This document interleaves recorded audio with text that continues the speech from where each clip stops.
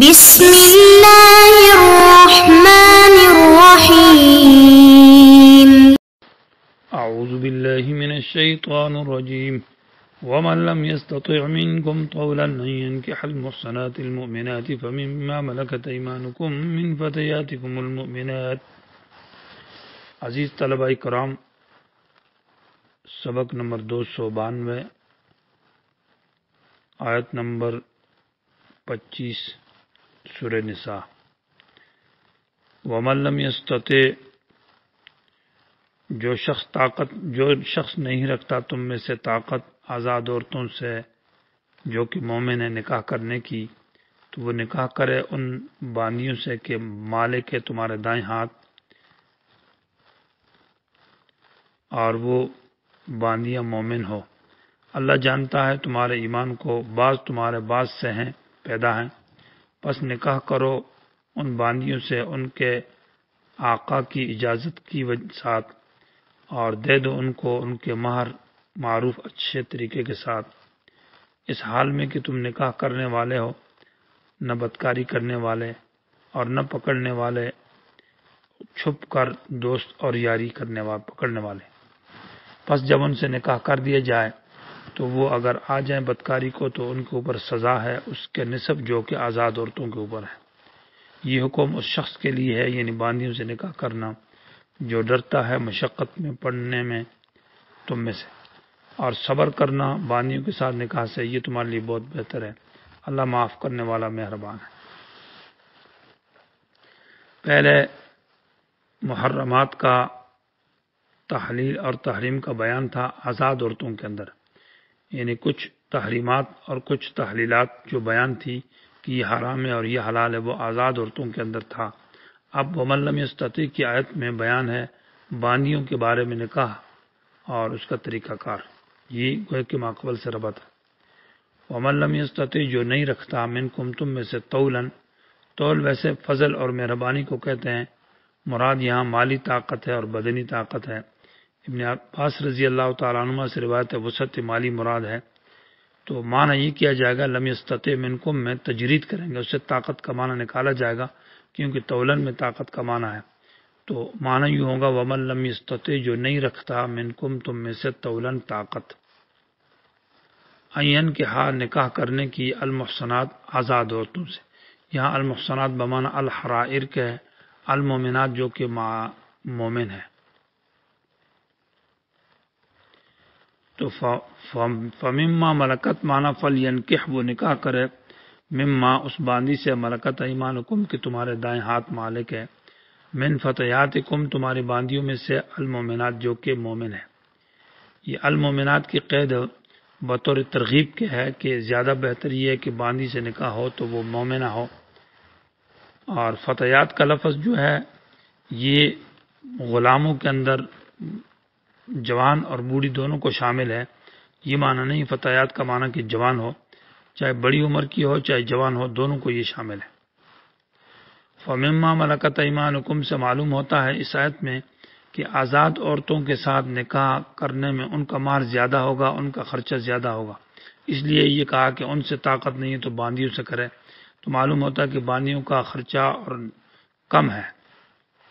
واللہ عالم بایمانکم، یہ ترغیب ہے باندیوں کی طرف نکاح کرنے کی کہ اللہ جانتا ہے تمہارے ایمان کو۔ ایسا نہیں ہے کہ اگر کوئی باندی ہے تو اس کو کمزور سمجھنا یا اس کو گھٹیا سمجھنا اور اس کے ساتھ نکاح نہ کرنا، یہ وجہ ٹھیک نہیں ہے، کیونکہ ہو سکتا ہے کبھی اللہ تعالیٰ نے اس باندی کے اندر ایمان اور اخلاص زیادہ رکھا ہو۔ بعض حکم اس کی وجہ یہ ہے کہ تمہارے بعض پیدا ہے من بعض، ایک دوسرے سے، وہ بھی انسان ہے اور تمہاری جن سے پیدا ہے، اس سے کرک اور نفرت نہیں کرنی چاہیے۔ فن کی ہونا، ان کے ساتھ نکاح کرو، اس کی شرط ذکر کی جا رہی ہے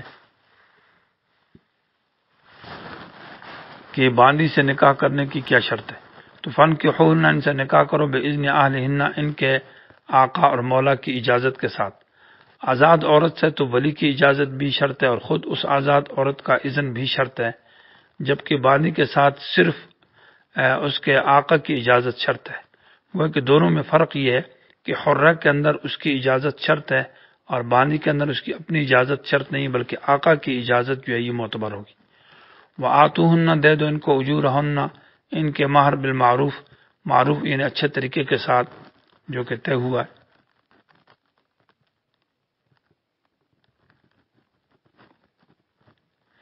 محصنات معنی متزوجات، اس حال میں کہ نکاح کرنے والی ہوں، غیر مصافحات بدکاری کرنے والی نہ ہو ظاہراً ظاہری طور پر، ولا مصافحات معنی اعلانیہ طور پر وہ بدکاری کرنے والی نہ ہو، اور ولا متخذات نہ پکڑنے والی ہو اخدان یار، اخدان جمع خدن کی برے یار اور دوست کو کہتے ہیں،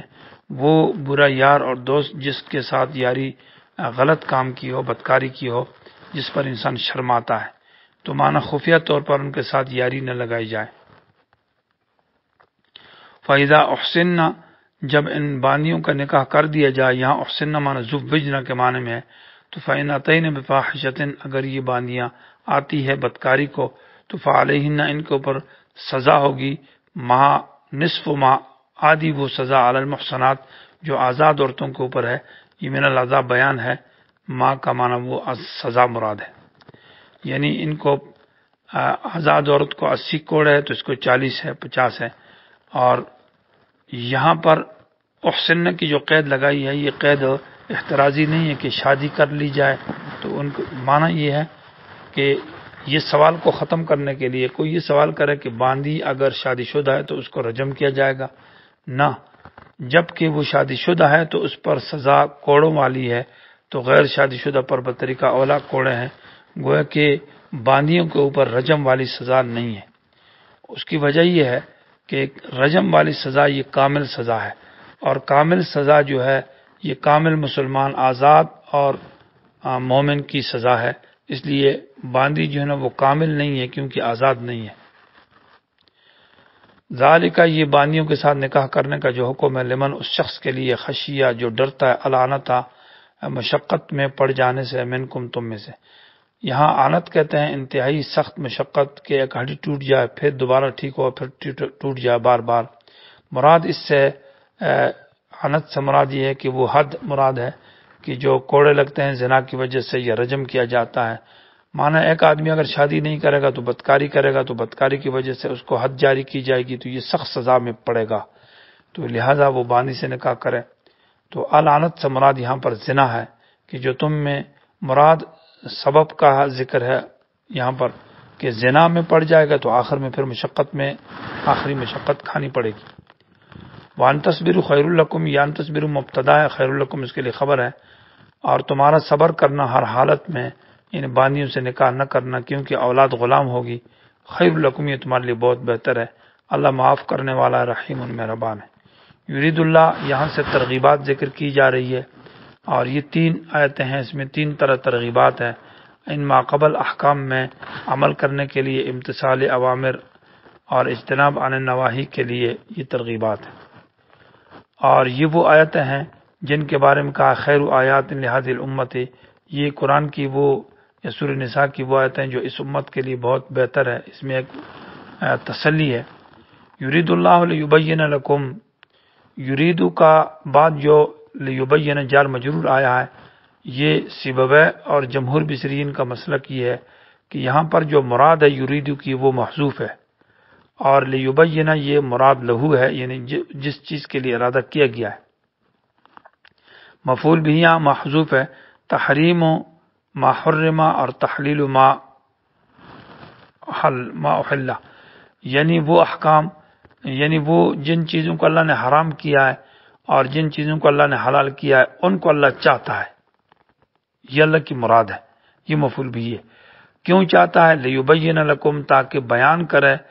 لکم تمہارے لیے، بیان سے مراد لیبین کا مفعول محذوف ہے، لیبین امر دین، تاکہ دین کے امر اور احکام بیان کرے لکم تمہارے سامنے۔ اللہ نے یہ حلال کیوں بیان کیے اور اللہ نے یہ حرام کو کیوں بیان کیا؟ اس لیے کہ اللہ تعالیٰ تمہارے سامنے تمہارے دینی احکام کو بیان کرنا چاہتا ہے، اس لیے تحریمات اور تحلیلات کا بیان کیا ہے۔ یہ اللہ تعالیٰ کی ایک گویا کی بہت بڑی مہربانی ہے، فضل ہے۔ جبکہ کوفیہ کے مذہب میں لام بمعنی ان کے ہے، یہ خود مفعول بھی ہے، اور معنی یہ کہ اللہ بیان کرنا چاہتا ہے، لیکن یہ کمزور ہے کیونکہ بہت ساری جگہوں میں لیبین لام ذکر ہے اور کہیں لام ذکر نہیں ہے۔ وَيَهْدِيَكُمْ، اور اللہ تمہاری رہنمائی کرتا ہے، اللہ تمہیں دکھانا چاہتا ہے سنن الذین، ان لوگوں کے طریقے من قبلکم جو تم سے پہلے گزرے، یعنی انبیاء اور امتوں، پہلی انبیاء اور صالحین امم سابقہ کے۔ تو سنن الذی کا یہ معنی نہیں کہ بعینہ ہی ان کے طریقے پر چلنا، کیونکہ یہ شریعت بعینہ ہی اسی طریقے سے نہیں ہے۔ معنی یہ ہے کہ یہ حدود اور یہ سزائیں اور یتیموں کے حقوق اور عورتوں کے حقوق پہلی امتوں میں بھی تھے اور اس میں بھی ہے، ہاں اگرچہ کچھ فرق کے ساتھ ہے، لیکن یہ ان کے طریقہ کار ہے۔ یا مراد یہ ہے کہ سنن الذین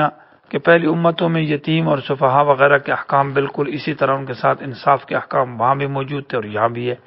تو یہ معنی ہوگا۔ وَيَهْدِيَكُمْ، یہ اس آیت کے اندر دوسری ترغیب ہے۔ پہلی ترغیب یعنی پہلا فائدہ لِيُبَيِّنَ لَكُمْ، دوسرا فائدہ وَيَهْدِيَكُمْ ہے، اور تیسرا وَيَتُوبَ عَلَيْكُمْ۔ وَيَتُوبَ عَلَيْكُمْ معنی یرید اللہ چاہتا ہے لِيَتُوبَ عَلَيْكُمْ کہ تاکہ تم پر اللہ اپنی رحمتیں اور انعامات تم پر فرمائے،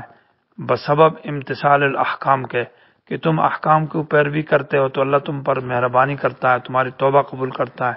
ان احکام پر عمل کرنے کی وجہ سے اللہ تعالی نے تم پر مہربانی کی ہے۔ واللہ علیم حکیم، اللہ جانتا ہے، حکمتوں والا ہے۔ واللہ یرید ان یتوب علیکم، اور اللہ چاہتا ہے ان یتوب علیکم کہ مہربانی کرے، رحمتیں کرے تم پر۔ یہ تکرار نہیں ہے، کیونکہ پہلی صورت میں یتوبہ جو ہے وہ یریدو کا مفعول نہیں ہے، بلکہ مفعول تو تحریم اور تحلیل ہے،